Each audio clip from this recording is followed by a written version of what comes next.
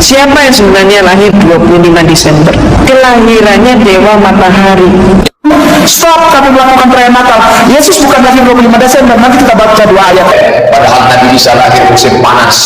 Karena bukankah gereja, Natal dan berdoa adalah sarana orang Kristen untuk menjadi soleh dalam kekristenannya. Kalau kita konversi tanggal 29 Masirkiah menurut perhitungan tahun Koptik Anno Martiri ke kalender Romawi yang kita pakai sekarang, itu akan jatuh pada tanggal 25 Desember. Stop kami melakukan perayaan Natal. Yesus bukan lahir 25 Desember. Nanti kita baca 2 ayat sebelum sholat Isya. Yesus tidak pernah lahir bulan Desember tanggal 25. Yesus lahir bulan April. Ibu-ibu dan bapak-bapak yang dirahmati oleh Allah, kita telaah dulu siapa yang sebenarnya lahir 25 Desember. Menurut buku yang saya tulis ini, jelas-jelas sekali dipaparkan bahwa yang diperingati tanggal 25 Desember itu adalah kelahirannya Dewa Matahari.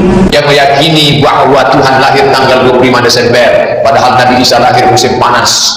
Nabi Isa lahir bulan Juli. Mana dalil Nabi Isa lahir bulan Juli? Wa muzi ilaiki bijil'in nakhlati, goncangkan pangkal batang korma ke pundakmu, tusaqit alaiki rutaban janiyya, akan gugur buah korma dari atas. Buah korma gugur pada bulan Juli. Adapun bulan Desember ini, SMS sekarang kawan bapak yang sedang umroh di Madinah, jangankan buah korma masak, putih korma pun ada. Dalil kedua, ketika Nabi Isa lahir, kambing-kambing sedang digembalakan di padang rumput yang hijau. Padang rumput hijau hanya ada pada bulan Juli. Bulan Desember rumput tak tumbuh karena permukaan rumput ditutup es dan kambing tak mau makan es. Ketiga, ketika Nabi Isa lahir, bintang gemintang sedang terang, bintang gemintang terang pada bulan Juli. Adapun musim salju sekarang, maka tak ada bintang, semuanya berkabut. Ustaz memangnya pernah? Ya, Maroko ada musim saljunya. Kalau sudah salju turun, kami pakai baju 3 lapis ini buku semua. Menengok kabut, tak ada bintang-bintang. Di Palestina turun salju, di Maroko turun salju, di Bethlehem turun salju. Maka Nabi Isa tidak lahir musim dingin, dia lahir musim panas. Hai semuanya, Shalom Alaikum, Kristus bersama kita. Menjelang perayaan Natal 25 Desember, ada begitu banyak orang di luar kekristenan yang menuduhkan bahwa 25 Desember bukanlah hari kelahiran Yesus Kristus dan bukanlah hari Natal. Bahkan lebih liar, mereka mengatakan bahwa 25 Desember itu ternyata hari kelahiran Dewa Matahari. Oleh karena itu, sekarang kita akan menjawab dan membuktikan bahwa Tuhan Yesus benar-benar lahir pada tanggal 25 Desember dari kitab suci dan juga data sejarah. Yang pertama, kita akan membuktikan dari kitab suci. Injil Lukas 1 ayat 5. Pada zaman Herodes Raja Yudea, ada seorang imam yang bernama Zakaria dari rombongan Abia. Istrinya berasal dari keturunan Harun, namanya Elisabeth. Apa yang dilakukan Imam Zakaria? Ayat 10. Pada waktu pembakaran dupa, seluruh umat berkumpul di luar dan bersembahyang. Kalau pembakaran dupa artinya sedang melakukan hari raya Yom Kippur atau hari raya pendamaian. Nah, pada hari raya Yom Kippur ini dilakukan setiap tanggal berapa? Setiap tanggal 25 September. Nah, ayat 11, lalu tampaklah kepada Zakaria seorang malaikat Tuhan berdiri di sebelah kanan mezbah pembakaran dupa. Melihat hal itu ia terkejut dan menjadi takut. Namun malaikat itu berkata, jangan takut Zakaria, sebab doamu telah dikabulkan. Elisabeth istrimu akan melahirkan seorang anak laki-laki bagimu dan engkau harus menamai dia Yohanes. Artinya pemberitahuan tentang Yohanes sedang dikandung oleh Elisabeth yang adalah istrinya Zakaria itu terjadi pada hari raya Yom Kippur yang jatuh pada tanggal 25 September. Lalu kita lanjut ke Lukas 1 ayat 26. Dalam bulan yang ke-6, malaikat Gabriel disuruh Allah pergi ke kota bernama Nazaret di Galilea kepada seorang perawan yang bertunangan dengan seorang Yusuf dari keluarga Daud. Nama perawan itu Maria. Berarti 6 bulan dari 25 September adalah bulan Maret. Berarti malaikat mendatangi Maria itu pada bulan Maret. Apa yang dikatakan malaikat itu kepada Maria? Di ayat 30 malaikat itu berkata, "Jangan takut hai Maria, sebab engkau beroleh anugerah di hadapan Allah. Sesungguhnya engkau akan mengandung dan melahirkan seorang anak laki-laki, dan engkau harus menamai dia Yesus." Berarti malaikat mendatangi Bunda Maria dan memberitahu bahwa ia sedang mengandung Tuhan Yesus itu pada bulan Maret. Nah, 9 bulan setelah bulan Maret itu bulan Desember. Jadi apakah benar bahwa Yesus lahir pada tanggal 25 Desember? Tentu saja benar, bukan hayalan. Kalau tadi kita sudah membuktikan bahwa Tuhan Yesus lahir di bulan Desember menurut kitab suci, sekarang kita buktikan dari data sejarah. Menurut dokumen purba yang bernama Koptik Didaskalia Apostolorum dari tahun 189 Masehi, itu menuliskan bahwa, "Wahai saudara-saudara, tetapkanlah dalam hari-hari perayaan, yaitu Natal Tuhan kita, tepatnya pada tanggal 25 bulan ke-9 Ibrani." Berarti tanggal 25 bulan ke-9 yaitu bulan Kislev, yang bertepatan dengan tanggal 29 bulan keempat Mesir. Bulan keempat Mesir adalah bulan Kiyah. Nah, kalau kita konversi tanggal 29 Mesir Kiyah menurut perhitungan tahun Koptik Anno Martiri ke kalender Romawi yang kita pakai sekarang, itu akan jatuh pada tanggal 25 Desember. Kalau nggak percaya, coba aja sendiri. Bahkan ya, sebelum dokumen yang saya sebutkan tadi itu ditetapkan, Uskup Theophilus dari Kaisaria pada tahun 160 Masehi sudah merayakan Natal. Lalu Elia, bagaimana dengan tuduhan kelahiran Dewa Matahari? Kelahiran Dewa Matahari atau Sol Invictus itu baru dilakukan pada tahun 250 Masehi, sedangkan Natal sudah dilakukan tahun 160 Masehi.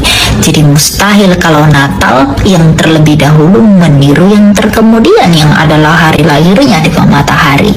Jadi itu hoax, tidak benar. Jadi kesimpulannya, baik menurut kitab suci dan juga data sejarah, Tuhan Yesus atau hari Natal memang dilakukan pada tanggal 25 Desember. Selamat menyongsong Natal, kiranya damai yang datang dari Allah, firman hidup yang menjadi manusia, itu mendamaikan kita kepada Allah, sukacita. Ibu Bapak sekalian, selamat Natal. Terima kasih karena Ibu Bapak merayakan Natal. Seluruh orang Indonesia memperoleh 2 berkat, liburan dan diskon. Tadi Bapak Pendeta bilang Natal juga seperti di Idul Fitri, beda-beda tanggal, ada 25 Desember, ada 7 Januari dan seterusnya. Tapi kalau saya membayangkan saya sebagai pendeta, malah senang, berarti undangannya banyak dan amplopnya juga banyak. Itu yang membuat Pak Pati selalu ceria di hadapan Ibu Bapak sekalian. Ibu Bapak sekalian, ada banyak Muslim yang mengharamkan mengucapkan selamat Natal, tapi saya tidak. Dan sebetulnya banyak juga orang Islam yang berpendapat mengucapkan selamat Natal itu tidak apa-apa. Tapi mungkin yang datang ke gereja dan langsung mengucapkan hanya sedikit, salah satu di antaranya saya. Seperti dalam Alkitab, banyak yang terpanggil tetapi sedikit yang terpilih.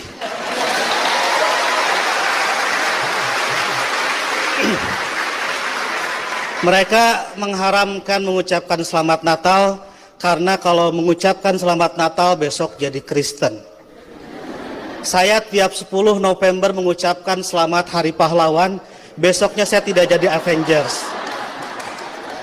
Minggu lalu saya mengucapkan selamat menikah kepada teman saya yang hajatan, besoknya saya tidak jadi pengantin. Dan berulang kali saya datang ke mahasiswa-mahasiswa kedokteran mengucapkan selamat, besoknya saya juga tidak jadi dokter. Nah, saya tahu bagi orang Islam untuk jadi orang Kristen itu susah. Tidak bisa karena mengucapkan selamat Natal tiba-tiba otomatis jadi Kristen. Orang Kristen mau jadi Islam juga susah. Saya tahu karena saya jelek-jelek begini di beberapa gereja mengajar katekisasi. Pendetanya bilang, kenapa saya ikut ngajar katekisasi? Karena untuk menjadi Kristen yang baik harus tahu tentang Islam yang baik. Karena selamanya kita akan bertetangga. Karena kedekatan saya dengan orang-orang Kristen seperti itu, Banyak teman-teman dosen saya yang bilang saya ini agen Kristen. Saya marah, saya bilang saya bukan agen, saya glosir. Karena agen itu produknya cuma sedikit. Nah, jadi kata Pak Pendeta, kenapa saya diundang katekisasi? Agar orang-orang Kristen tahu tentang Islam, dan sebaliknya orang Islam juga seharusnya tahu tentang Kristen, karena ke depan kita akan terus-menerus bertetangga. Sebagai sesama tetangga, wajar dong kalau orang tetangga sedang bergembira, saya ikut bergembira. Itulah makna ucapan Selamat Natal. Saya turut bergembira terhadap saudara-saudara yang sedang bergembira di hari Natal ini. Masa nggak boleh? Itu seperti kalau ada teman saya ulang tahun, saya mengucapkan selamat ulang tahun karena dia sedang berbahagia. Dan apakah dia betul hari itu lahir, tanggal itu lahir, tahun itu lahir, saya nggak tahu karena saya tidak pernah ngecek akte kelahirannya. Kan tidak lucu, Bu, kalau kita mau, ayo kita nyanyikan happy birthday, tapi tolong berkas-berkas aktenya lihat dulu. Itu keburu kehilangan mood. Jadi soal berbagi kebahagiaan itu tidak harus terlalu prosedural. Nah, lebih dari itu, saya menganggap orang-orang Kristen itu partner saya, mitra saya dalam melakukan kebaikan. Saya harus mendorong sebagai dai, sebagai pendakwah dalam Islam, saya harus mendorong orang Islam soleh, baik, taat dalam keislamannya. Dan saya juga harus mendorong orang-orang Kristen baik, soleh, taat dalam kekristenannya. Karena kalau masing-masing baik, tidak akan ada terjadi konflik. Jadi saya harus mendorong orang Kristen,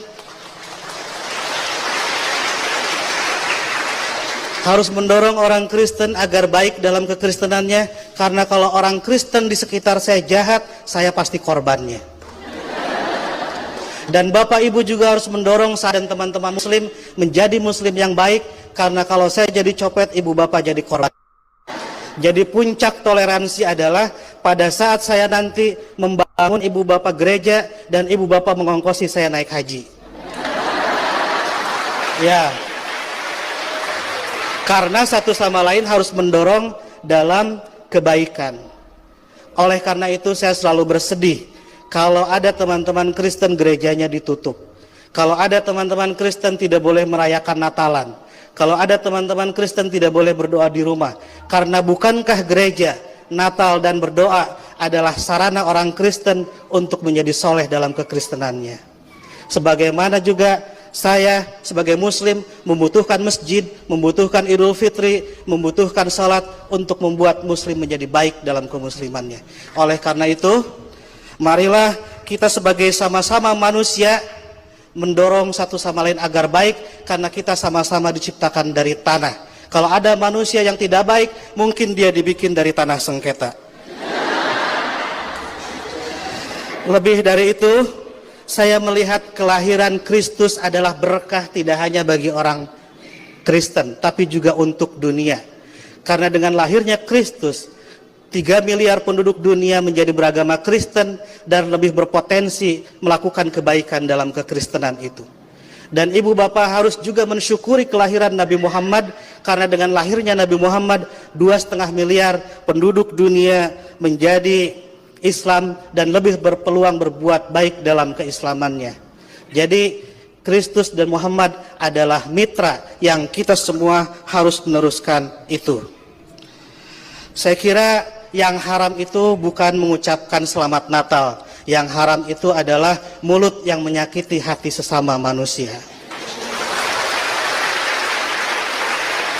Sekali lagi saya ucapkan selamat Natal, selamat berbahagia. Dan agar saya tidak menyaingi pidatonya Pak Pendeta, saya akhiri. Dan sebelum saya akhiri, teman-teman santri saya bawa bunga Pak Pendeta, ingin membagikan kepada Pak Pendeta, petugas gereja dan Ibu Bapak sekalian. Tapi karena bunganya tidak banyak, yang dapat hanya sebagian, yang lain insya Allah dapat bunga bank untuk belanja Natal. Boleh bagi bunga? Oke.